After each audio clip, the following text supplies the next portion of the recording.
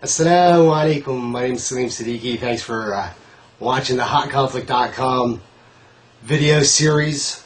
As you know, we do a lot of different things on the HotConflict.com website talking about different issues, and today happens to be Eid al-Akbar, the great celebration of the Muslims. And so I thought it would be a good idea to share a few of my thoughts that are going through my head as Muslims all over the world are celebrating this great celebration. Before I continue, I have to make a little bit of a disclaimer. This video is going to talk about some strange issues, and I'm going to possibly use some colorful language or say things that might be strange or foul, or use off-colored language, and I'll try to keep it at a minimum. And I possibly might break down and cry at any point, and that's only because some of the subject matter that I'm talking about is so deep and powerful that when you talk about it, it actually affects your soul. But we'll get more into that in a little bit. But I wanted to give that disclaimer so that everybody who's watching understands that from the very beginning. Secondly, I wanted to talk about another disclaimer, which is a lot of what I say is going to sound so strange, so ludicrous.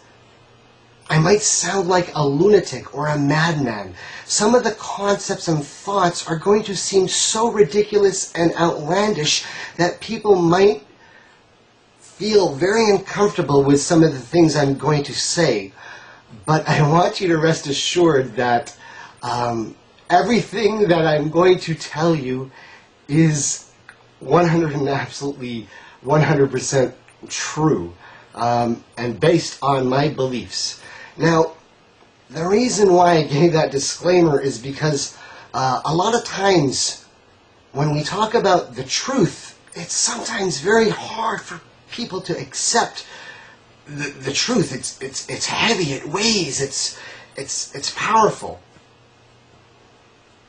The way you understand the truth, though, is when somebody tells you something that is true, it's something that your insides recognize, and you straight away know. It should flash to you, or you should recognize it. Your inside should know it, or know it to be something that weighs, and so you feel it.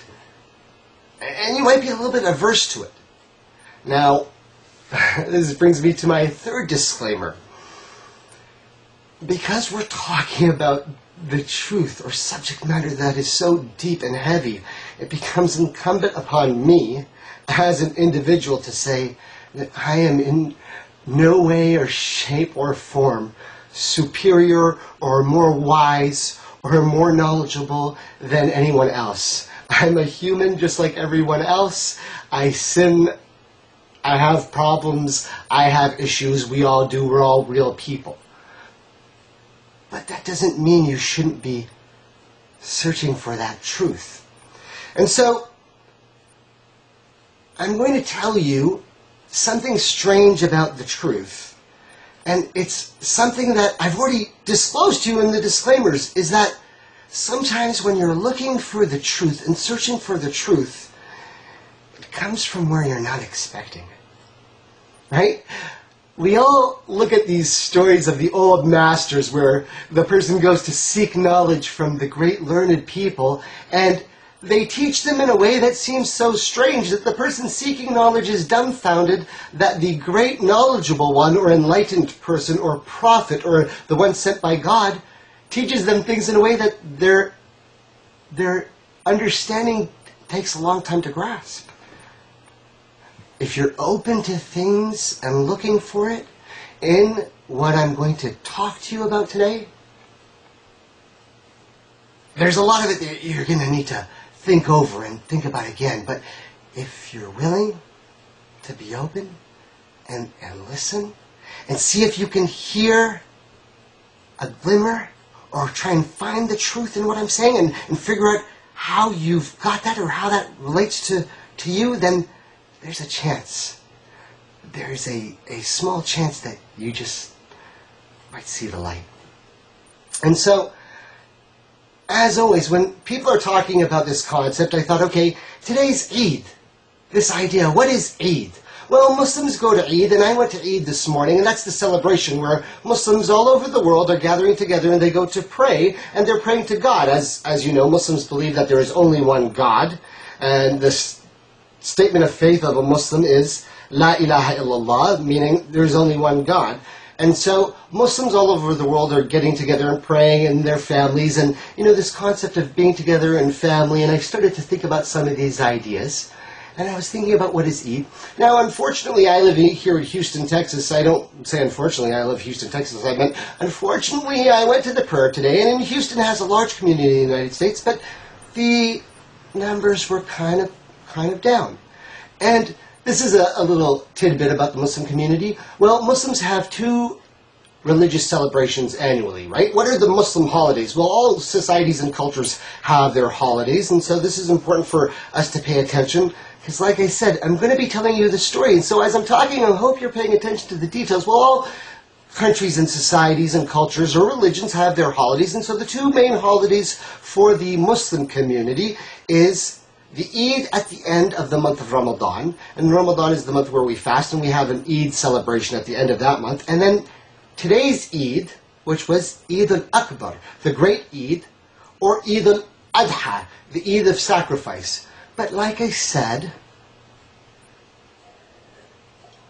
the numbers were kind of small, and I thought to myself, why is it that the numbers are always smaller on the Eid that is called the greater Eid, or the greater celebration? I mean, Muslims fast the whole month of Ramadan, and so at the end of Ramadan, the gathering is usually large. Today, the Eid was on a Monday, and so there's the situation, but, the gathering's always smaller, yet today's Eid is called the Great Eid. Why is it called the Great Eid? Anyway, but other than the Great Eid, Muslims all over the world got together, and there was a sermon, and the person gave a great sermon, and the Muslims prayed, and then also, at this time, during the Great Eid, where Muslims are praying all over the world, at the house of God in Mecca, the Kaaba that we call in Arabic, the Black House, which was built by Abraham and his son Ishmael, Muslims, 4 or 5 million there, are gathered to do a pilgrimage. And so I realized some strange ideas, and I thought today I should share some of the thoughts that have been going through my head about the importance of Eid and what it really means and why we call it Eid al-Akbar.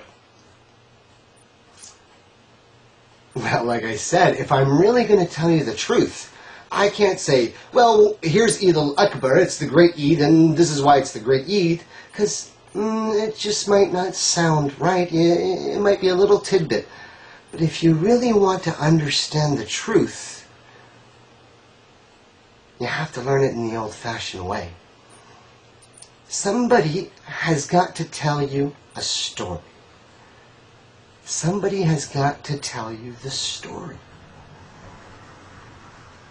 If you go back to all the ancient societies and cultures, and many people are talking about how the West is now beginning to be open to Eastern culture and Eastern philosophy, and included in that is like some of the Taoist philosophies and Buddhist philosophies and Tantric philosophies. Islam also gets thrown in there, but we'll talk about Islam and its representation later on in the story. But this idea of being open to these spiritual concepts. Well, we're going to talk about spiritual concepts and some of the strange ideas that people have a soul, and that is true, that people have a soul. But for us to really understand what the truth is, you got to learn it the old-fashioned way. I remember when I was first in Saudi Arabia, and I was studying in the university. I went to Mecca U, for lack of a better word. The university is called Al-Qura University, and that means Mother of Cities, and it's a beautiful term, and it has importance in the story.